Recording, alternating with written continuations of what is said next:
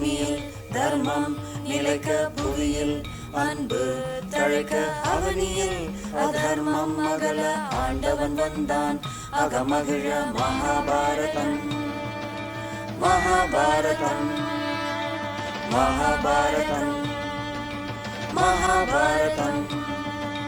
பாண்டவர் துன்பம் போக்க பாஞ்சாலி மானம் காக்க பாரே வியந்து பார்க்க பரந்தாமன் வந்தான் வழி தீர்க்க மகாபாரதம் மகாபாரதம் மகாபாரதம் மகாபாரதம் மகாபாரதம்.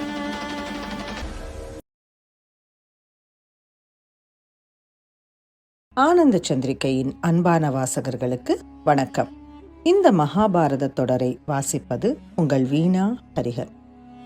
கடந்த அத்தியாயத்துல 7ஆம் நாள் யுத்தத்தில் நடந்ததையும், சூரியன் மறையும் முன் பீஷ்மர் அபிமன்யுவை தாக்க வந்ததையும், அதை கண்ட அர்ஜுனன் அவரை தாக்க செல்ல மற்ற பாண்டவர்களும் அர்ஜுனனை வந்து அடைந்தார்கள் என்றும், பிதாமகர் ஐவருடனும் போர் புரிந்து கொண்டிருக்கும் சமயத்தில் சூரியன் மறைந்ததால் போர் நிறுத்தப்பட்டு 7ஆம் நாள் யுத்தம் முடிவடைந்ததை படித்தோம். மேல என்ன நடக்க இருக்கு வாங்க படிக்கலாம். அத்தியாயம் 61. 8ஆம் நாள் யுத்தம். 8வது நாள் உதயமாயிற்று. பீஷ்மர் கௌரவ சேனையை கூர்ம வியூகமாக வகுத்தார். அதை பார்த்த தருமன் திருஷ்டத்யும்னனிடம், கௌரவர்களுடைய கூர்ம வியூகத்தை பார், அதை ஒழிக்கக்கூடிய எதிரணி வகுப்பில் சீக்கிரமாக நம்முடைய சேனையை ஒழுங்குபடுத்து என்றான். திருஷ்டத்யும்னன் பாண்டவ சேனையை 3 சிகரங்கள் கொண்ட வியூகத்தில் அமைத்தான். பீமசேனன் ஒரு சிகரத்தின் முனையிலும், திருஷ்டத்யும்னன் மற்றொரு சிகரத்தின் முனையிலும், தருமன் நடு சிகரத்தின் முனையிலும் தத்தம் படைகளுடன் அணிவகுத்து நின்றார்கள். அந்த காலத்தில் க்ஷத்திரியர்கள் போர் பயிற்சியின் போது அணிவகுக்கும் முறைகளையும் பயிற்சி செய்தார்கள்.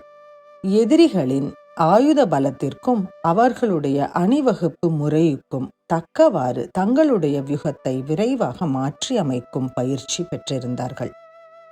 போர்க்கள வர்ணனைகளை படிக்கும்போது சிலவற்றை கவனத்தில் வைத்துக் கொள்ள வேண்டும். பழைய காலத்தில் வழங்கி வந்த போர் முறைகள் க்ஷத்திரிய பண்பாட்டில் கலந்த ஒன்று.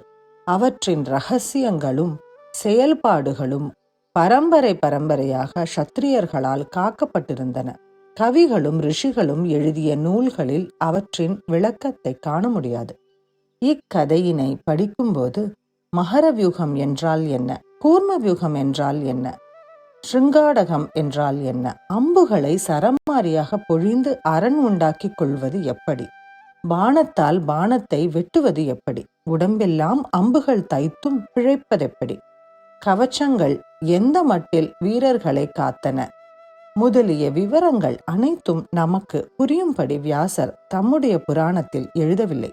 கதையின் சுவாரஸ்யத்தை காக்க அவர் எழுதிய முறையே சிறந்ததாக கொள்வோமாக.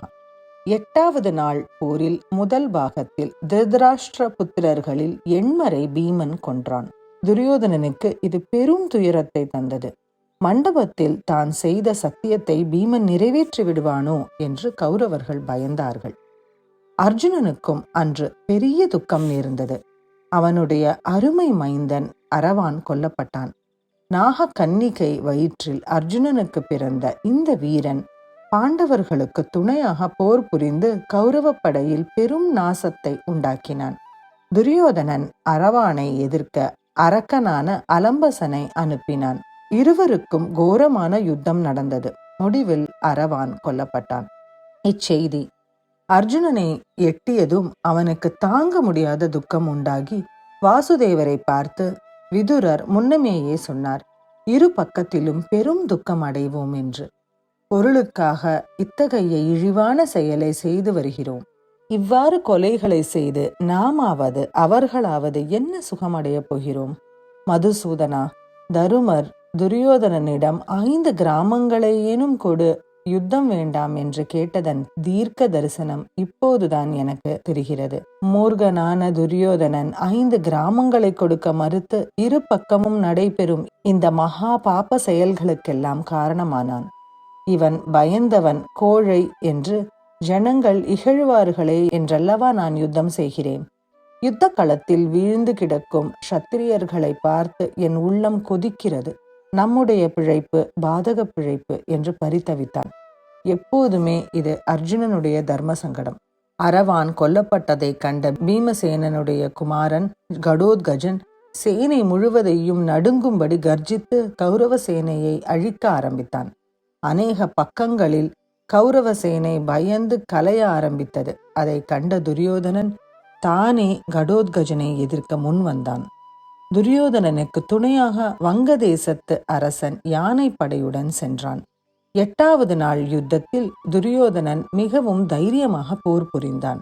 கடோத்கஜனுடைய படையிலிருந்த அநேக வீரர்களை வதம் செய்தான். இதை கண்டு மிக கோபம் கொண்ட கடோத்கஜன் துரியோதனன் மேல் சக்தி ஆயுதத்தை வீசினான். வங்க சேனாதிபதி திடீரென்று தன் யானையை மத்தியில் செலுத்தி துரியோதனனை காத்தான். யானையானது கடோத்கஜனுடைய சக்தி ஆயுதத்திற்கு இரையானது. பீஷ்மர் துரியோதனன் அபாயத்தில் இருக்கிறான் என்று ஊகித்து பெரும் படை ஒன்றை துரோணர் தலைமையில் அரசனுக்கு உதவியாக அனுப்பினார். கௌரவ சேனையில் உள்ள புகழ்பெற்ற வீரர்கள் பலர் ஒன்று கூடி கடோத்கஜனை எதிர்த்தார்கள். அப்பொழுது கிளம்பிய கர்ஜனையிலிருந்து கடோத்கஜனுக்கு அபாயம் நேரிட்டதாக அறிந்து தருமன் பீமனை உதவியாக அனுப்பினான். பீமன் வந்ததும் முன்பைய விட கோரமான யுத்தம் நடந்தது. 8வது நாள் யுத்தத்தில் மொத்தம் துரியோதனனுடைய தம்பிமார்களில் 16 பேர் மாண்டார்கள். இந்த அத்தியாயத்தோட நிறைவுக்கு வந்துட்டோம். பல உயிர்கள் பலியான நிலையில் 8ஆம் நாள் போர் முடிவுக்கு வருகிறது என்று கேட்டோம். மேல நடக்க இருக்கும் சுவாரஸ்யங்களை தெரிஞ்சுக்க காத்திருங்கள். அடுத்த அத்தியாயத்தில் உங்களை சந்திக்கும் வரை உங்களிடமிருந்து விடைபெறுவது உங்கள் வீணா ஹரிஹர்.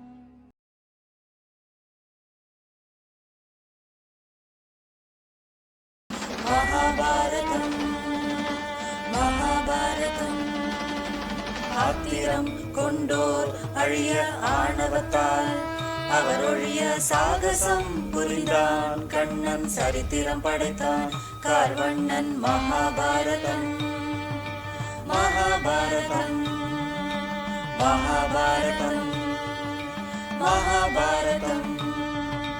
ராதே கண்டான் உலகுளிர கீதை சொன்னான். புலனுணர கோபியர் கூட்டம் புடை சூழ கோவிந்தன் வந்தான். அருள் பால கோவிந்தன்